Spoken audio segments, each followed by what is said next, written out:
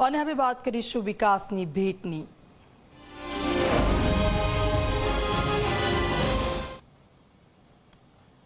કેન્દ્રીય ગૃહમંત્રી અમિત શાહના ગુજરાત પ્રવાસનો આજે ત્રીજો દિવસ છે। અમદાવાદના સાઉથ બોપલમાં ઓક્સિજન પાર્કનું ઉદ્ઘાટન કર્યું। પીપીપી મોડલથી બનાવેલા પાર્કમાં તમામ સુવિધાઓ હોવાની માહિતી છે। ઉદ્ઘાટન કરીને અમિત શાહે પાર્કમાં નિરીક્ષણ કર્યું। સિનિયર સિટીઝન માટે પેવેલિયન અને બાળકો માટે પ્લે એરિયા અલગ, પેટ ડોગ માટે પણ અલગથી પાર્ક બનાવાયું છે। ગૃહમંત્રી અમિત શાહે આવાસ યોજનાનું પણ લોકાર્પણ કર્યું।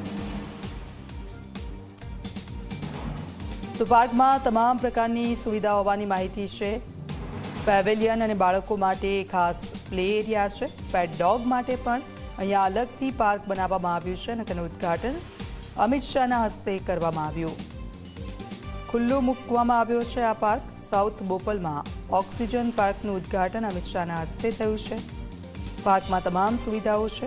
પેવેલિયન અને બાળકો માટે પ્લે એરિયા તો છે જ, પરંતુ પેટ ડોગ માટેની જે અલગ સુવિધાઓ આ પાર્કમાં આપવામાં આવી છે તેનાથી જે પેટ્સ લવર્સ છે તે લોકો ખૂબ જ ખુશ છે।